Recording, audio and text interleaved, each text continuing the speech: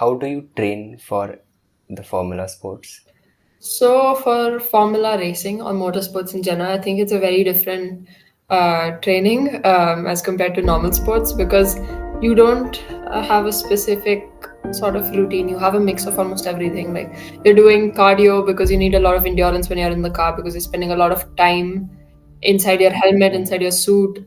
So, what is the difference in Formula 4 and Formula 1 when it comes to the racing track or the suit?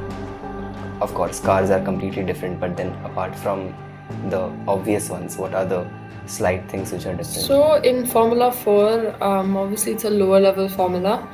The tracks generally, a lot of Formula 4 races are on Formula 1 tracks, but Luck, when it comes to motorsports, people often say that some drivers are lucky. So, how do they define lucky? Can a normal person, someone who is driving an ordinary car, can he drive F4?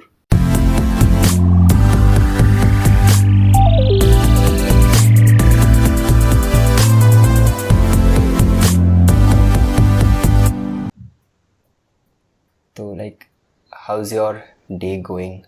I mean, you're 16. How is life at 16 being a F4 number one F4 player? I think it's a lot of things actually. Sometimes it's difficult, sometimes it's fun, sometimes it's a bit confusing. I think it's a lot of things, but mostly I think it's a lot of fun. I love doing what I do every day. How are you able to prioritize your studies as well as your sport? And it's more about like making a time schedule, like a proper schedule, that specifies when I need to study, when I need to focus on my racing. So I try to incorporate that into my daily life. That I put in a few hours to studies each week, each day, so I can make things easier for myself. So I read somewhere that you started off as a go-kart racer, and then when did that happen? That was when I was 9 years old. Okay, and after when you started go-karting, so when was the moment that you decided you want to pursue this as your serious career? That moment, I would say, is actually when I tried it out for the first time. Like when I tried out rental go karting, that was like when I was 9, and then when I stepped out of the go kart, it was something I just felt like I wanted to do, and it kind of decided everything then. Initially when you're at a young age, your parents, they are supportive, but then they aren't short for it that Yeah. okay, you can do this for the rest of Yeah. your life. So how was that path about? I think that sort of hesitation still exists to this day. Obviously, my parents want me to follow my dreams, and they've supported me since then. But it's part of it, when you're pursuing sports and when you're not in very conventional path. They will have doubts that is this worth pursuing, or will you actually be able to make a career out of this sort of thing, because no one actually takes it that seriously at first, that it can't actually become a career, it's just like a hobby, for example. But I feel like my parents have been quite strong that way. They've helped me as much as they can, and they've gone in with the faith that I will work my hardest. We will work our hardest every day, every year to sort of actually make this into a career. So I feel like it's just their sort of resilience, their faith in me, and just yeah, that support. When you start devoting your life to anything, not sports particularly, you lose out a lot of Yeah. things. So I want to know that at 16, are you losing out on your social life, or is there anything that you're sacrificing a lot? I think for sure, because I have so much time towards my racing career and towards studies now as well. Because I'm in 11, I'm in 12th now, just finished off 11. Hmm. So and also because I'm traveling every now and then, so I definitely miss out on social life. I was homeschooled in sixth grade, so I missed out on practically that whole segment of my life as like school life and all that. And yeah, I guess like I don't have the normal gatherings and meetups with people my age, with my friends every now and then. I don't have that sort of thing. So yeah, definitely miss out on a social life, on a school life, on experiences that normal people my age experience. Yeah. So yeah. Do you wish to make way for it, or you are fine with it? I feel like maybe sometimes it gets to me that I don't hang out with people that much and I'm kind of missing out on it. But like 90% of the time, it's just about I'm getting to do what I love, and that's a privilege in itself. And that I'm getting all the support from my sponsors, from my family, and I should make the most of it and enjoy my life the way it is because there's so much to enjoy about it. Yeah. So, when did you realize that you could do this seriously? I mean, not when you started playing the go-kart, but when did you realize that this needs to be taken seriously? Was it the first match, or was it the first compliment that you received? Anything? I think it's like the first race, I would say, or like the first few training programs is when it started getting more serious because I realized, the extent of it and how much work I need to put in for myself to actually to be the best I can be. Because like generally people take it as a hobby and they don't think it takes a lot of efforts. But when once you're doing it, you realize, that I can push my limits more and that this is the work that I need to do to be where I want to be. So I guess I think after the first race I ever did was kind of like a turning point because it settles in your head that this is what I need to do now. This is how much better I need to do, and that's when it starts getting all serious. You start focusing on your fitness, on the mental aspect of it all, and just improving every time you're out on track. So how do you train for the Formula sports? So for Formula racing or motorsports in general, I think it's a very different training as compared to normal sports because you don't have a specific sort of routine. You have a mix of almost everything. Like you're doing cardio because you need a lot of endurance when you're in the car because you're spending a lot of time inside your helmet, inside your suit, inside the car, and you in lower formulas you don't get water like in between races, like you don't have a water connection to your helmet. So Yeah. it's about maintaining cardiovascular health, obviously, weightlifting as well, because the steering and the brake pedals are quite tough in Formula cars.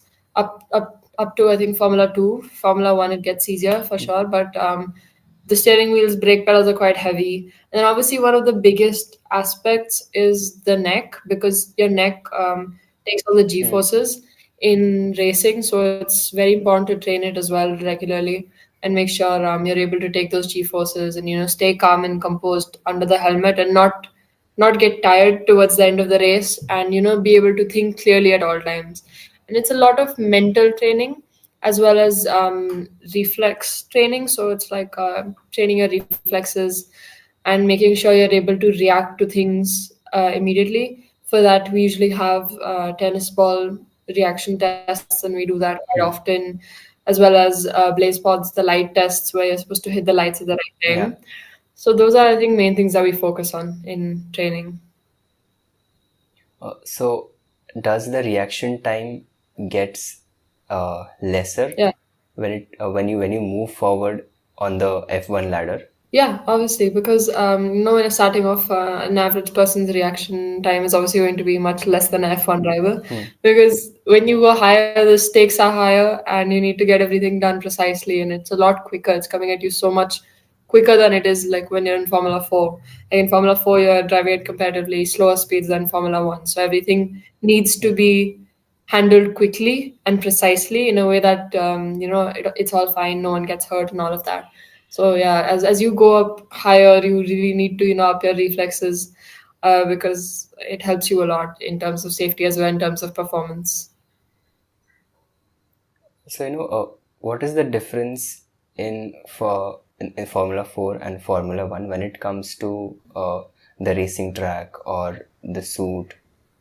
Of course, cars are completely different, but then apart from the obvious ones, what are the slight things which are different? So in Formula 4, obviously it's a lower level formula. The tracks generally, a lot of Formula 4 races are on Formula One tracks, but if they aren't on Formula One tracks, they're on slightly smaller Formula 4 regularized tracks, tracks that are made according to Formula 4 regulations. Um, in terms of like teams as well, there's quite different systems. Like in Formula One, you have 10 teams that create their own cars. They have a different car per team, and they only have two drivers. But in Formula 4, you have a lot of teams, and you can have a lot of drivers in each team. And the car is basically the same. Like you have the same chassis for every single team, Hmm.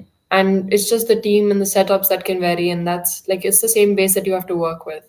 And then obviously in Formula 4, maybe the work environment is different. Like you have a mechanic and an engineer.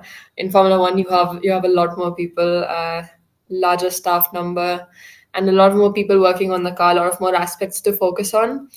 A lot of more like in Formula One, everything matters. From your tire temperatures to Yeah. the driver's fitness to every small detail matters so much. Like even the graining on the tires is so important. But in Formula 4, it's not as important because it's quite an equal playing field, and the stakes aren't very high in Formula 4. So I'd say those are some main differences.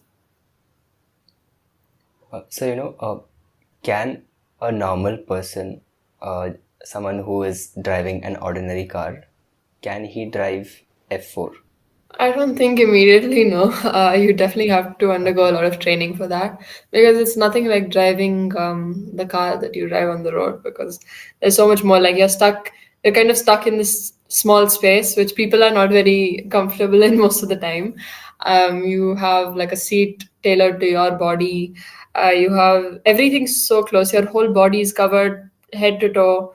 You don't have like a single Hmm. piece of skin that's exposed to anything outside. You're driving at insane speeds, so it's a lot to handle, and you have to look at many things at the same time. Like you're supposed to make sure your pedal inputs are right, and you have to check your steering for any information that you think would be necessary at that point.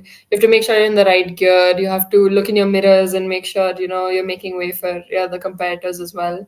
And there's just so many things to think about. So I would say it's not like a thing that would come to you immediately. Any normal human would have to undergo quite a lot of Yeah. training to be able to drive an F4 car.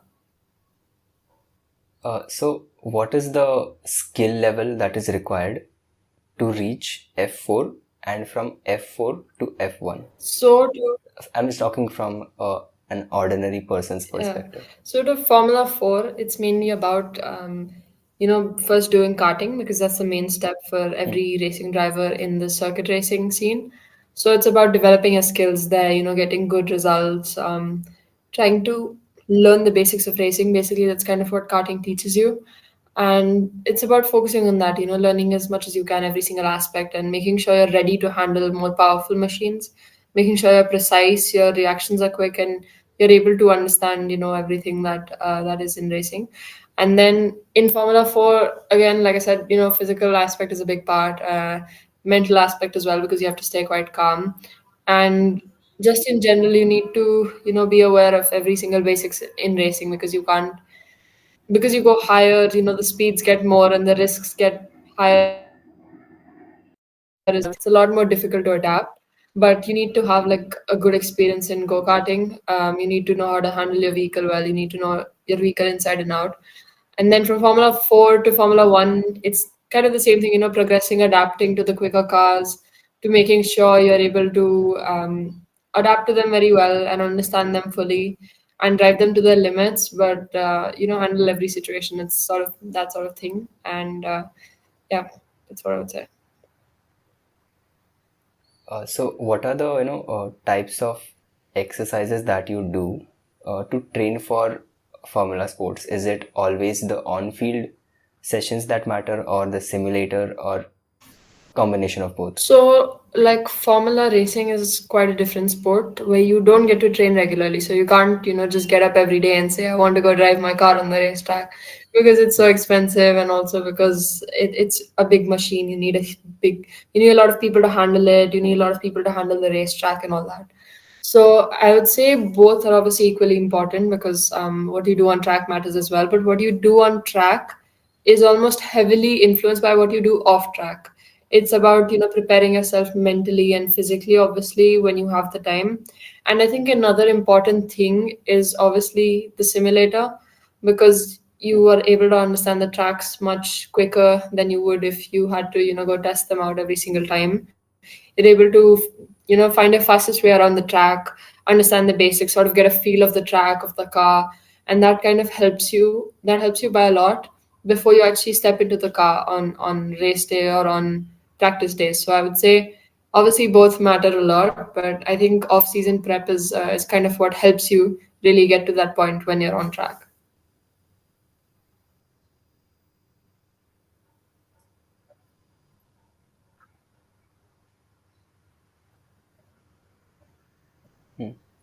Uh, you know, I feel that every sport, I mean, not every sport, but a lot of physical sports have a level called, means it is a plateau. So after that, you seem to not perform to your previous levels, and it becomes tough to level up. Um, But I after don't some know time, it actually. I think gets it varies from easier to driver level to up. So does driver. motorsports have a plateau? As you move up, obviously things will get a bit more difficult, and you have to learn to adapt to it. But I'm not sure if there's actually a point where things get really tough. Like I said, it varies from driver to driver, so I don't know if I have a lot to say about that.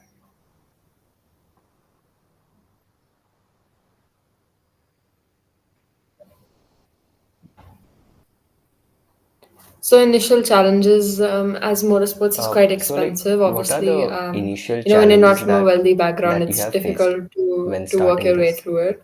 So for me, it was obviously financially was one of the biggest challenges because I'm not that Hmm. financially well off as compared to my competitors. I didn't get enough track time as compared to them. So they're able to afford test days, even private test days, but that was never the case for me. Like it was just participating in the official test days that were before the round, and that's kind of all the time I would get with the vehicle. So obviously they would have an advantage over me with the amount of track time they had. Mm-hmm. So I think that's been a huge struggle. Like to this day it still is because motorsports is quite expensive, and the wealthier ones kind of have it a Yeah. bit easier because they're able to afford that. And I think that was a huge challenge and still is in my career. And also because you're a female in motorsport, I think sometimes people like doubt you. When I started, I had some doubters, I had some people who really supported me. I think I wouldn't like completely call it a struggle, but I definitely think it's an issue where Yeah. people Hmm. kind of disregard you in the sport because they think you don't belong there. But I think we've reached the point where it needs to be normalized to have females like in motorsport and also like on the road driving vehicles, because there's still a lot of people to this day who get quite surprised when they see a woman driving on the road. So I think that needs to be improved, and that's how in racing as well. For you, it is a flex. I mean, driving a Formula car before driving an actual car. I mean, you're still 16 and you're legally you're not Yeah. allowed to drive an actual car. Yeah. But I wanted to know how do you define a skilled driver in the motorsports? Uh, I would say a skilled driver is a driver who's ready to give their 100% of the sport. Um, Obviously, a driver with good sportsmanship, with good judgment of the car, with great calm and Hmm. composure under the helmet, able to keep control of their emotions, focus on the job that they need to do, focus on, giving their best in the race, and also making sure that you are not causing inconveniences to your competitors, because there are some drivers who get quite hot-headed under the helmet, and they end up making a few maneuvers that affect other drivers as well. So I think it's a lot of things those sort of things kind of make up a skilled driver, someone who's ready to always admit their mistakes, focus on getting better, analyzing themselves and other drivers, and trying to, yeah, be the best as possible, and also, be a So respectful like, have competitor you to everyone experienced else. some of these incidents with you, or yeah, or were you like this? What I tell you, well, like I said, whatever I tell you is things I've learned from people around me. I've seen all different types of drivers, and again, some people, they're good drivers, but under some situations they kind of make some make some wrong decisions, and they kind of end up affecting other drivers, and that's happened to me unfortunately quite a few times. But for me, I think I've never been that hot-headed, and I haven't made many bad decisions when I'm on track. I've usually been caught up in those, but I try to stay as calm as possible and try to learn from my mistakes as much, because I think that's the most important thing. So it is more to do with mental and less to do with your physical aspect of your body. I mean, I would say physical also, obviously, but when you're driving on track, if your body is able to keep up, that's obviously the number one priority. But it's ultimately your brain that's deciding what you're doing, what you're not doing. Like your mhm. body isn't going to decide whether you want to overtake this person at a certain corner, right? Your mind is going to give you that signal and tell you. So I think it's quite important to make sure you're making the right decisions. Physical is obviously number one. Like if you're not Yeah, physically yeah. fit enough, you're unable to drive the car in the first place.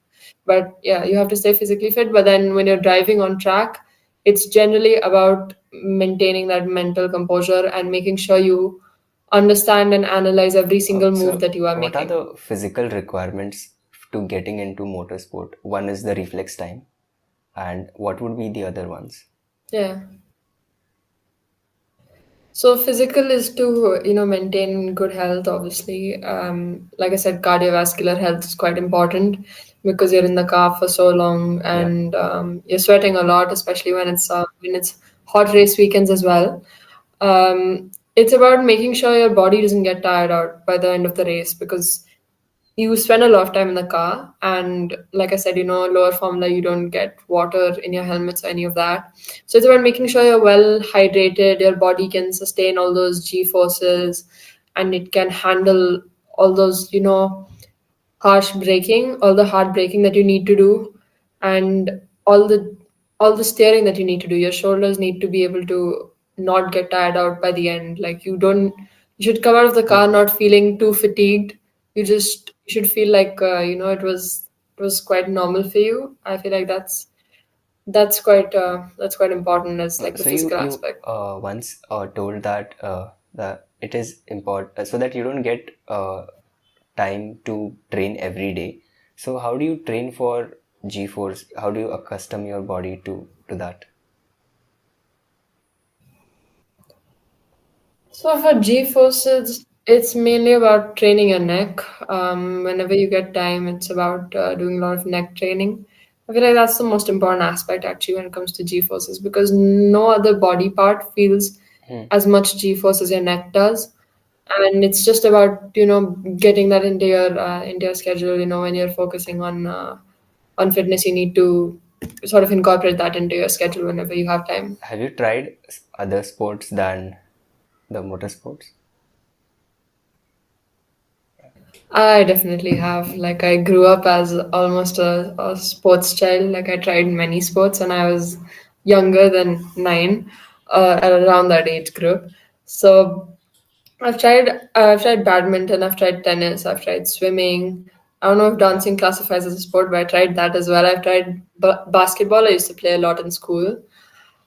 So yeah, I even played a bit of cricket. So I've tried a lot of sports, and I think they're all very fun, but nothing actually ever captivated me as much as racing did. So if you were to choose any other sport apart from racing, then it would be, I feel like it's a tough choice because I love a lot of sports. But I think if I was to choose any other, maybe I'd go for tennis. I oh, think same, tennis same. is quite interesting. Yeah, I wanted to be a tennis player when I was 15, 16, but then I Uh, gradually realized, okay, now that I've been introduced late into this field. I mean, in sports, it is really important to start at a young age, and Yeah. there are few sports which you can cover up even if you start late, but then it is Yeah. advised to you start early. Yeah, because I feel like with sports like tennis, it's kind of about starting early, and if you start a bit late, you kind of need a lot of things to come together at the right time. Like you Yeah. need like a miracle to sort of make it there again. That's the same thing with motorsports. It's kind of difficult starting out late. Starting younger obviously gives you an advantage, but like I said, if you're a bit older, it kind of takes a miracle to sort of get that happen. Do you believe in luck when it comes to motorsports? People often say that some drivers are lucky. So, how do they define lucky in terms of motorsports? I think I would say, yeah, I do believe in luck and all of that because some drivers can just be purely unlucky. Obviously, there are a lot of things that are in the driver's control. There are some things that are out of their control. So, for example, if you take a driver who's been driving well all weekend, but going into qualifying, the car breaks down because of Okay. like an engine issue or Yeah. something like that. And if that happens to them, regardless of how many ever free practice sessions they topped and they come into qualifying and this happens, that's just purely unlucky. It's not like they went and sort of did some black magic on their car and made Yeah. that happen. Yeah. That's probably Hmm. what I would classify as unlucky. Also because that happened to me myself. I had good practice sessions, but then going into qualifying, my car just gave up. So I feel like, yeah, I definitely do believe in that. I think a lot of mechanical problems classify as unlucky. And if you go to Formula One, maybe with like team strategies and stuff, that can also be kind of like unlucky based on what your team decides for you and how it works out for you. Like if you make a pit stop, but then like 2 laps after that pit stop, there's a safety car, and Hmm. your competitors get an advantage of taking the safety car pit stop. That's also, I would say, unlucky. Okay.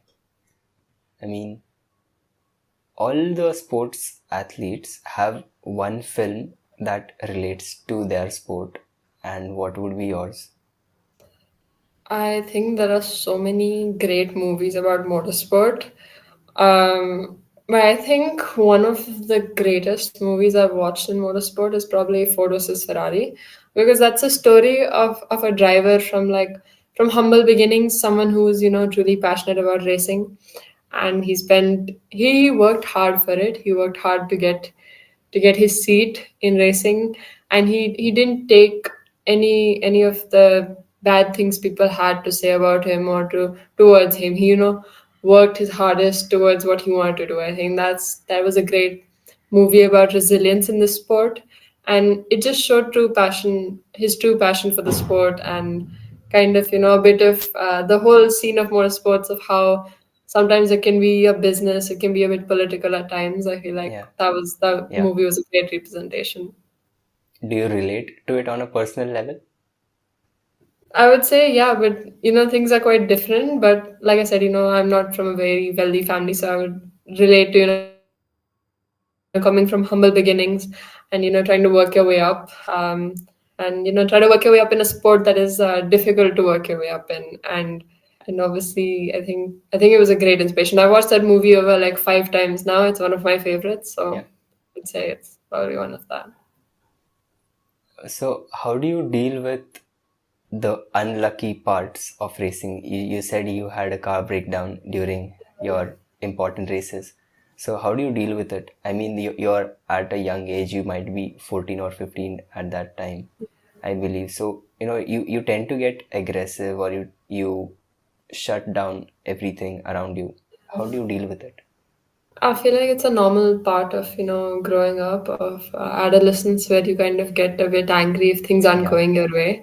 yeah, But I think, yeah, it's kind of difficult to deal with moments like that because, you know, like I said, if you're coming from, humble backgrounds, and you don't have many opportunities, and for something like that to happen to you when you have the opportunities, is obviously unfortunate all the time. It makes you sad. It makes you dull. You kind of think that everything was going so well. Why is it not going well now, and stuff like that? And you kind of feel like it was a missed opportunity, even though hmm, it's out of your control. Sometimes I think it's tough, but you just have to, deal with it. You have to face it. There's no other option. You have to tell yourself that it's fine and that things like these happen. This is the sport, and you just have to get up and focus on the next thing that you have to do, which is to bounce back from it, get better, and just learn from it, learn to deal with these tough moments. Because honestly, in motorsports, there is never a scarcity of moments like these. Things like this can always happen to you at any point, and you should be prepared to deal with all of this. And I feel like you learn it at a younger age is maybe not very great, but it's good to prepare you for the future. So, other things don't break you as much. Uh, what was your lucky moment? I mean, you realized, oh, this happened purely out of luck. Purely out of luck. I'm not sure actually, because I would classify myself as one of the unlucky people, but Okay. maybe I would say luck. I don't know if it's luck or if it's like hard work, but when I was able to get sponsorships for my racing career, I feel like that was, I don't know if that's luck again or whether I worked for it, but getting, because in India to get sponsorships is quite difficult. And I've been very fortunate to get sponsors. My big sponsor, Hyderabad Blackbirds, and JK Tire, they made racing possible for me in Formula 4. So I would say I'm very lucky. I'm very blessed to have them. Yeah. I don't know if you would classify that as luck, but yeah, I would say maybe those two are. I'm very fortunate to have them. I mean, I would classify that as a luck because you have realized that you are blessed to have those two Yeah, enterprises. And I mean, it is a great thing in general also, in life to be uh be aware of your blessings. yeah, It does bring a lot of perspective to all of these things. yeah. When you received the Bal Puraskar award, how did you feel? It was honestly a great moment. Obviously, when you're in a difficult sport, it's not even classified as a sport in India, and you get recognition directly from the Prime Minister of India. I think that's all you would want, really. That's what you would hope for, and it kind of is a way of appreciating, your career and your hard work so far. And I think that's a great moment. Honestly, I can't put it into words, because it was an amazing moment. It was just to see, being recognized by the prime minister is a big deal, and for him to support motorsports and support young athletes, I think is just the best thing you could ask for, really, in motorsports. I don't know how to put it into words. Honestly, it was just a great moment.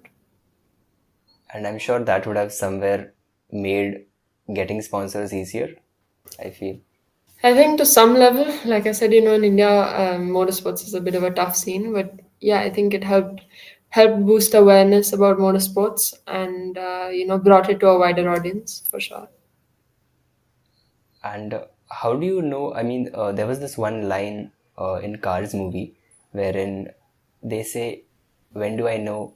Do I have to retire?" And they say, "Young, the youngsters will tell you." So, how do you know that in motorsports you should be retiring?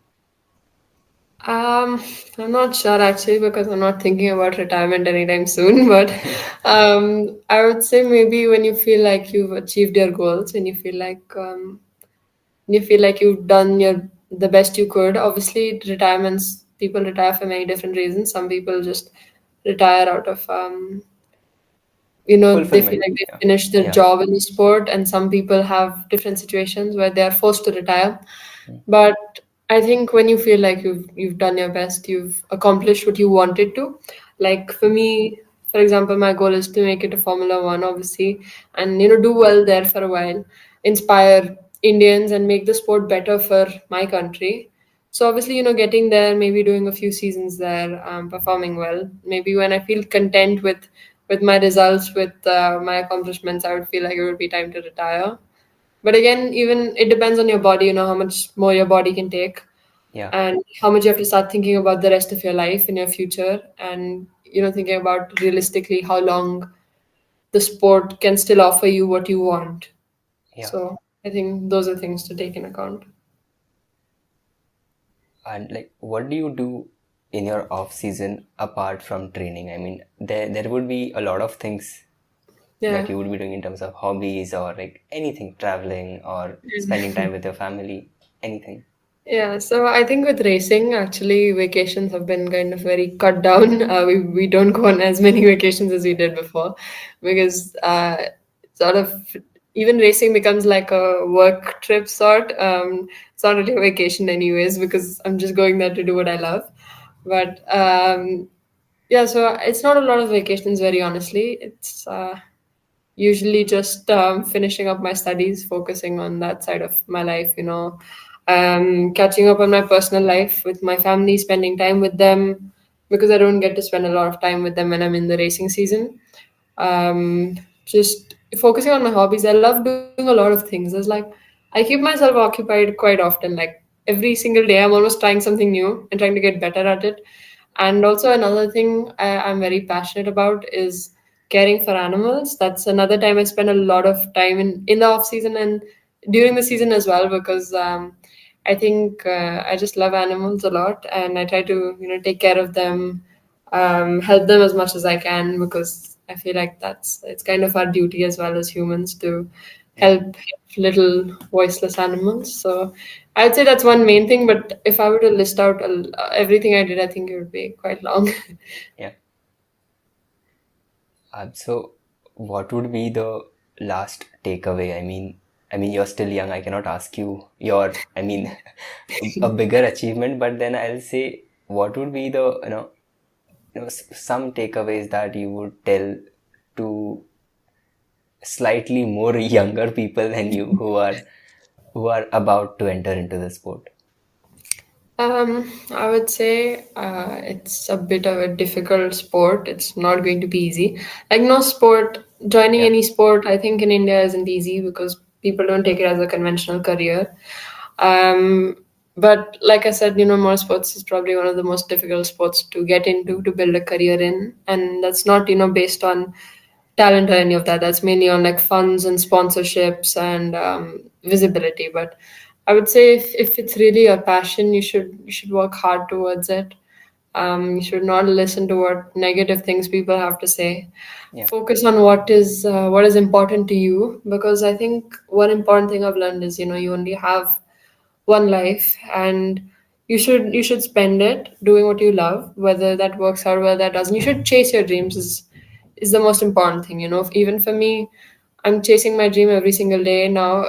There's things out of my control, and if it doesn't work out at some point, at least I would feel content that I tried, I gave it my yeah, best. So I would say try, work your hardest towards achieving your dreams, and just make sure you don't miss out on the experiences life has to offer because I think some of us forget that so easily now. Even with the age of social media, it's kind of easy to miss out on your life that's happening around you daily. yeah, So I think it's about chasing your dreams, working hard, doing the best you can, cherishing every single moment because it won't come back, and yeah, just inspiring others, helping, making a name for yourself, for your family, and yeah, that's kind of what I would say.